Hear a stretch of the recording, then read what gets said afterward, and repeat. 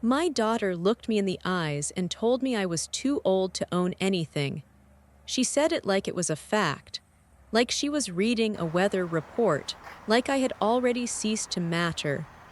I was standing in the kitchen I had painted myself, in the house I had paid for with 30 years of work, and my own child was telling me it was no longer mine. That was on a Tuesday. By Friday, I found out she had already started the paperwork. I didn't scream. I didn't cry.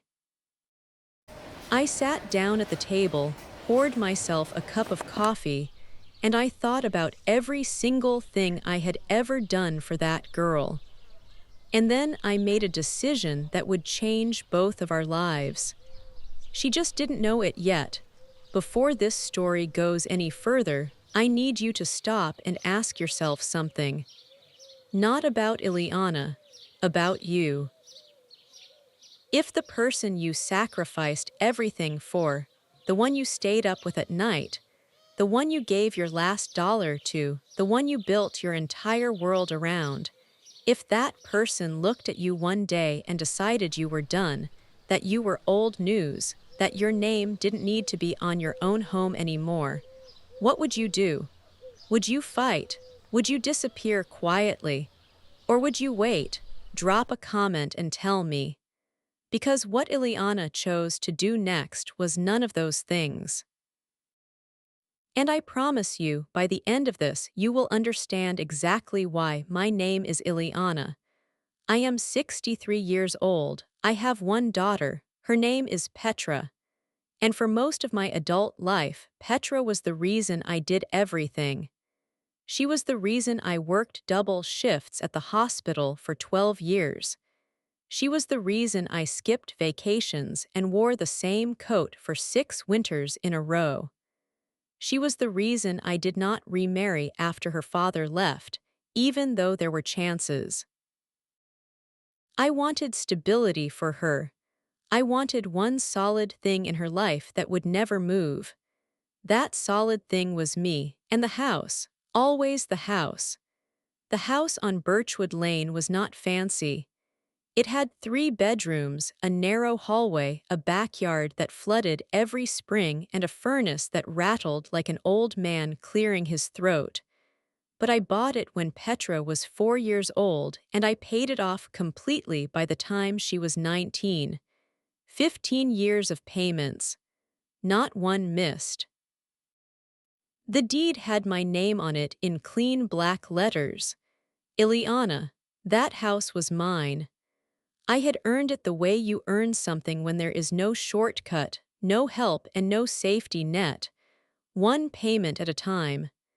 Petra grew up in that house. She had her birthday parties there. She brought her first boyfriend there. She cried on the back porch after her high school breakup, and I sat next to her for 2 hours saying nothing because sometimes silence is the only language that works. When she went to college, I turned her bedroom into a small sitting room but kept her things in boxes labeled with her name, just in case she ever needed them. She called that sentimental. She said it with a little laugh. At the time, I thought she was teasing. I did not understand then that the way a person laughs at your love tells you everything about how much they value it. Petra married a man named Dominic when she was 29. He was in real estate. He had strong opinions about property values, about renovation ROI, about which neighborhoods were appreciating and which ones were dying. The first time he visited the house on Birchwood Lane, he walked through it with his hands in his pockets and said it had good bones. I thanked him. He had not meant it as a compliment to me. He had meant it as an assessment. I would only understand the difference years later. For the first 2 years of their marriage, everything was fine, or what I thought was fine. Petra called twice a week. She came for Sunday dinners. She brought Dominic along, and he would eat quietly and nod at the right moments and occasionally look around the dining room in a way I could not quite name. It was not admiration, it was calculation, but I was good at excusing things I did not fully want to see. The shift started small. The Sunday dinners became every other Sunday, then once a month, then only on holidays. Petra started calling less. When she did call, the conversations were shorter. She sounded distracted. Sometimes I could hear Dominic's voice in the background, and shortly after she would say she had to go. I told myself she was busy. She had her own life. That was healthy. That was what you want for your children. I kept telling myself that right up until the moment I could no longer make it stick. It was my 61st birthday when I first noticed something had genuinely changed. Petra organized a small dinner at a restaurant. Her words in the invitation text were clean and cheerful. I arrived to find it was just the three of us. No old friends of mine she might have invited. No cousins she knew I was close to. Just Dominic, Petra, and me at a table in a restaurant I had never been to and would never have chosen. During dinner, Dominic brought up the subject of aging parents. He talked about a client whose mother had been struggling to maintain her home alone. He said it was sad but also practical. He said sometimes the kindest thing is to help people transition. Petra nodded slowly while he spoke. I watched her face. She did not look at me. She kept her eyes on her plate, and my stomach turned in a way I could not explain to myself that evening but absolutely understand now. I did not sleep well that night. I lay in my bed in the house on Birchwood Lane and listened to the furnace rattle, and I told myself I was being paranoid. I told myself it was just dinner conversation. I told myself Dominic liked to talk about real estate, and this was just the version of that. By morning, I had almost convinced myself. But a small, cold thing had settled somewhere inside my chest, and it did not go away. 3 months after my birthday, Petra called and said she wanted to talk about something important. She said it in that voice parents recognize from their children, the voice that means the conversation has already been planned and you are the last to know. She came over on a Saturday afternoon without Dominic, which at the time I thought was a good sign. It was not a good sign. She sat across from me at the kitchen table with her hands folded, and she told me she was worried about me living alone. She said the house was getting to be too much for one person. She said she had been reading about independent senior living communities. She had printed out 3 brochures. She slid them across the table toward me. I looked at the brochures. I looked at her. I asked her how old she thought I was.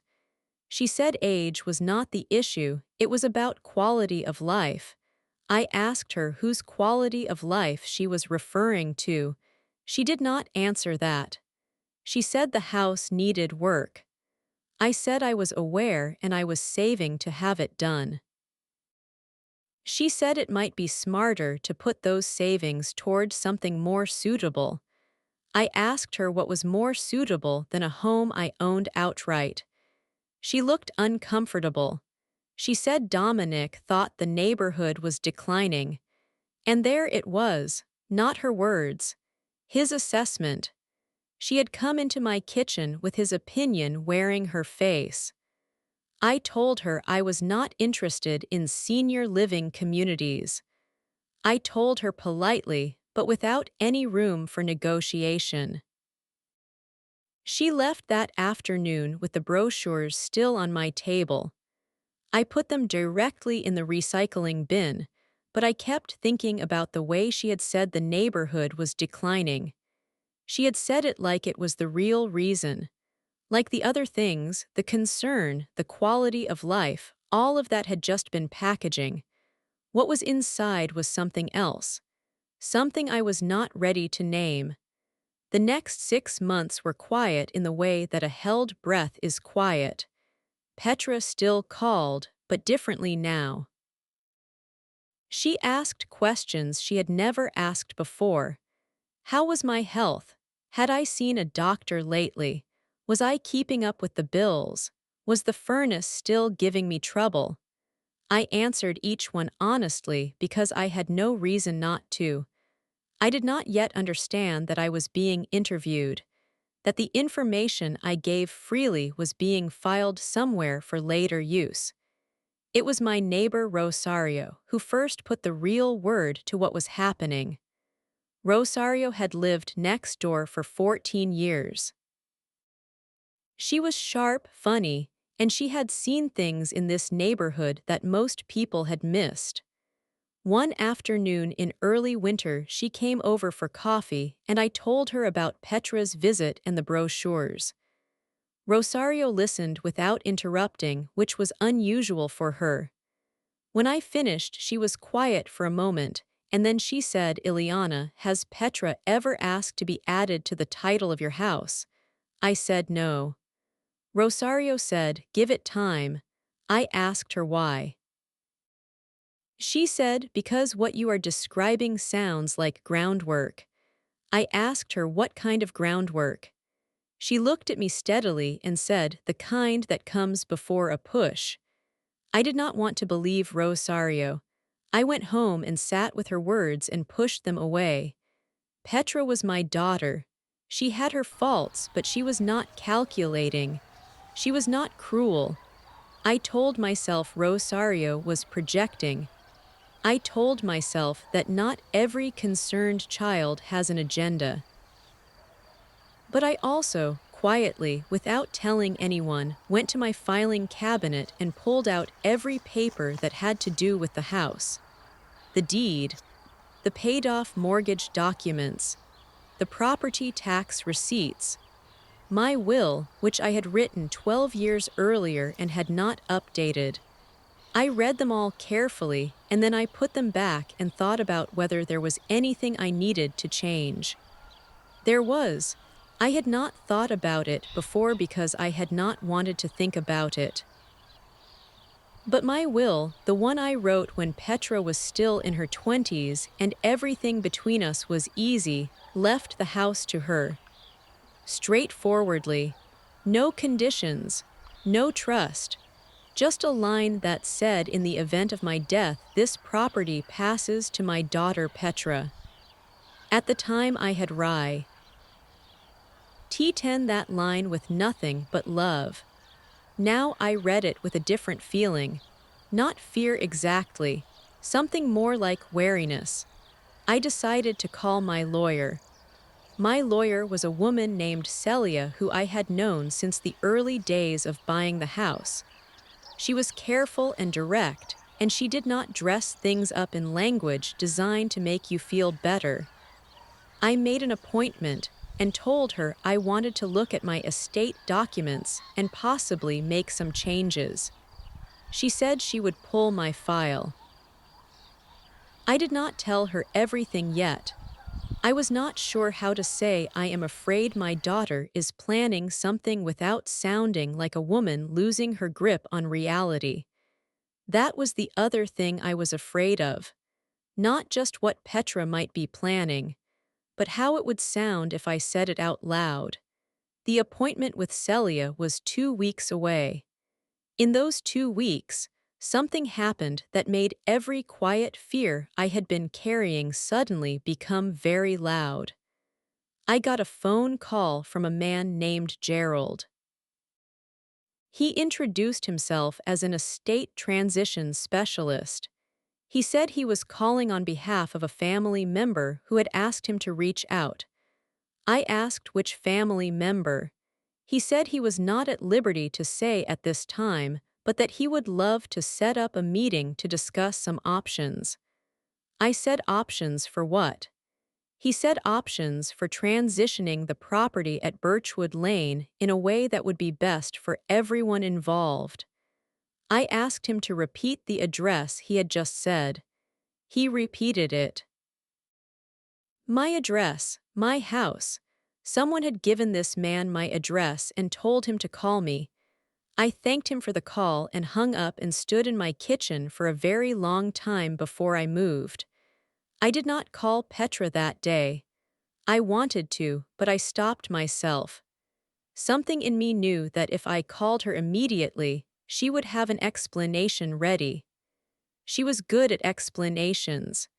She had always been quick with the calm, reasonable-sounding version of things that were not actually reasonable.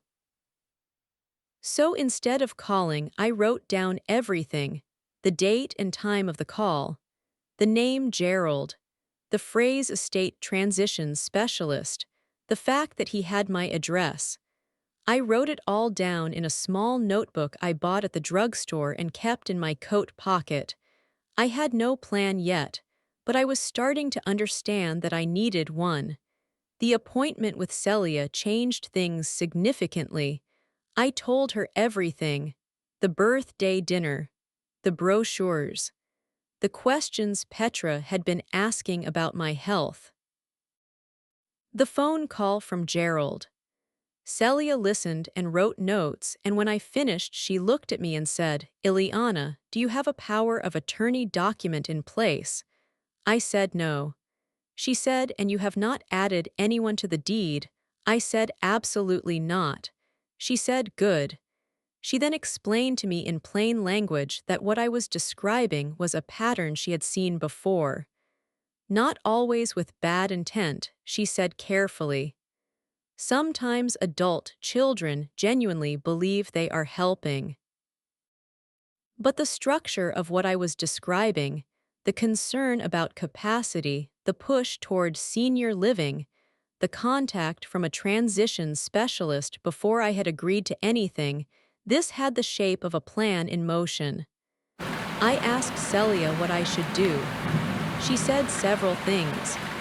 First, update the will immediately with conditions and a trust structure rather than a direct transfer. Second, document everything going forward. Third, consider a letter from my own doctor affirming my current mental and physical capacity. Fourth, do not sign anything anyone puts in front of me without running it past her first. I left her office feeling two things at once: relieved that I had a direction, and devastated that I needed one. I followed Celia's instructions exactly. Over the next 3 weeks, I updated my will so that the house on Birchwood Lane would pass into a trust managed by Celia herself, not directly to Petra. The trust had conditions. Conditions about timelines, about use of the property, about what could and could not be done with it.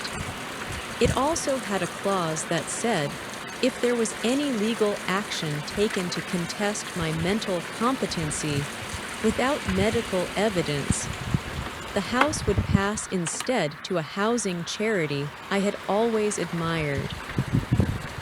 I added that clause myself.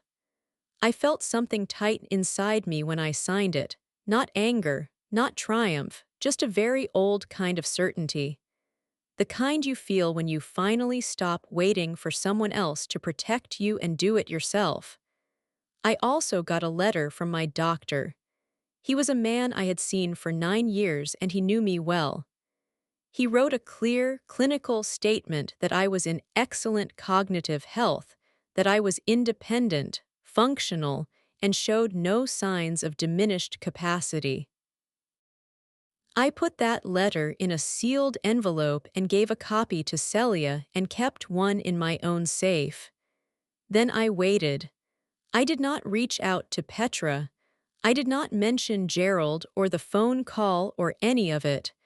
I just waited and watched and took notes. What I did not expect was how fast the next move came. It was a Thurs. Day evening, about 5 weeks after my meeting with Celia, when Petra called and said she and Dominic were coming over on Saturday. She said they had something they wanted to go through with me. She used the word paperwork. My hand tightened on the phone, but my voice stayed perfectly even. I said, of course, come at noon, I will have lunch ready. She sounded pleased, a little relieved, like she had expected resistance and was surprised by the ease of it. I let her feel that. On Friday, I called Rosario. I told her what was happening.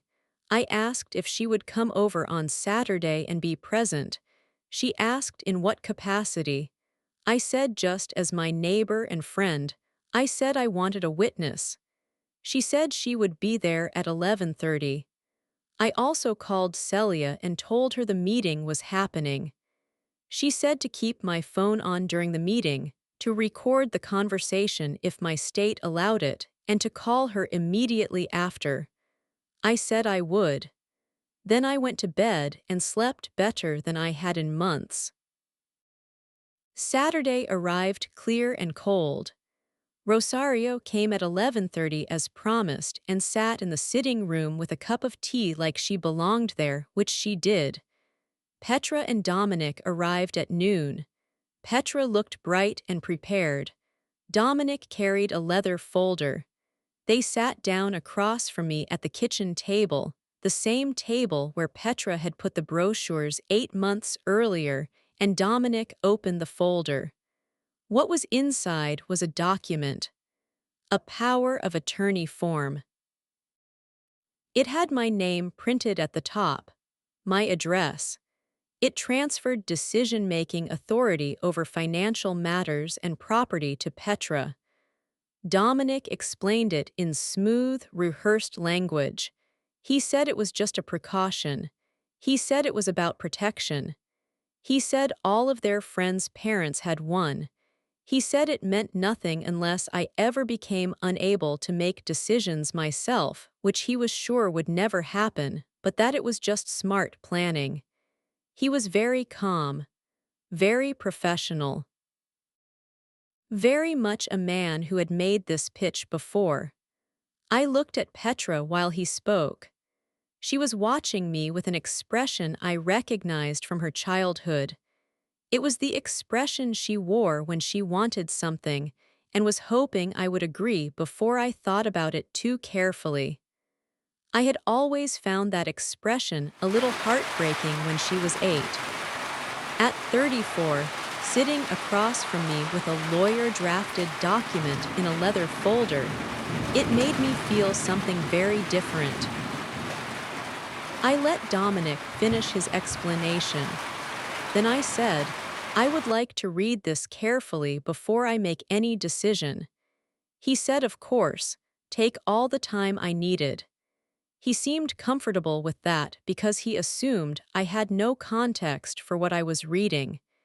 He did not know that I had spent weeks educating myself on exactly this type of document with my own lawyer. I read it slowly and thoroughly. There was a paragraph buried on the third page that extended the authority beyond incapacity. It was written in language designed to be overlooked. It was not just a protection measure. It was broad enough to allow Petra to make property decisions on my behalf even if I was perfectly well. I set the document down. I said I needed a few days to think about it. Dominic's smile got slightly tighter. He said, of course. He said they could come back next weekend. I said that would be fine. Petra touched my hand across the table and said she just wanted what was best for me. I looked at her hand on mine. I said I knew. We had lunch. It was very civil. They left at 2 in the afternoon, the leather folder tucked back under Dominic's arm. Rosario came back into the kitchen from the sitting room after I heard their car leave the driveway. She looked at me for a moment and said nothing. Then she said, "You are going to be all right." I said, "I know. I called Celia that evening and described the document in detail. She was not surprised. She said the clause I had found on page 3 was the critical piece. She said it was not unusual in predatory estate planning, which was what she was now calling it without hesitation. She said I should not sign it. I said I had no intention of signing it. She said to send her a photo of the document if I could. I said Dominic had taken it with him. She said that was fine. She had seen enough versions of this to know what she was dealing with. She said she wanted to send Petra a formal letter on my behalf. A letter that simply stated that I had legal representation who reviewed any documents pertaining to my estate before I signed them, and that any further approach should be directed through her office. I said yes. Send it. The letter went out on Monday morning. Petra called me Monday afternoon. She did not sound bright and prepared this time. She sounded startled. She said she did not know I had a lawyer involved. I said I had always had a lawyer. She said she wished I had told her. I said I was telling her now. There was a silence on the phone that lasted several seconds. Hen, she said, Mom, we are only trying to help you. I said, I know you believe that, Petra. Then I said I had to go and I hung up. Gently. No drama, just the soft click of the call ending. What happened in the next 2 weeks was something I had not predicted but probably should have. Dominic began making calls. Not to me but about me. I learned this through my cousin Vera, who called me from out of state to say that Dominic had contacted her and told her I was showing signs of memory problems. Vera was concerned. She said she loved me and wanted to know if I was okay. I told her I was completely fine. I told her I had documentation from my doctor. She was quiet for a moment, and then she said, he also mentioned you might be turning people against Petra. I sat with that for a moment.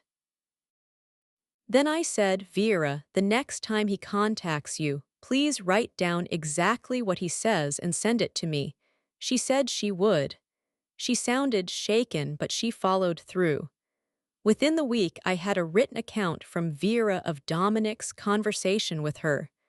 I sent a copy to Celia. I also learned from a woman from my church that Dominic had spoken to her husband, who knew mine from a neighborhood association. Same narrative. Eliana was struggling. Eliana was not managing well. Eliana's family was worried. He was building something, I understood now. He was constructing a version of me that could justify what he wanted to do. If enough people believed I was declining, then a power of attorney, then a property transfer would look like love instead of theft. I did not confront Petra about this. Not yet. I kept collecting. I asked each person who came to me to write down what they had been told. Most of them did.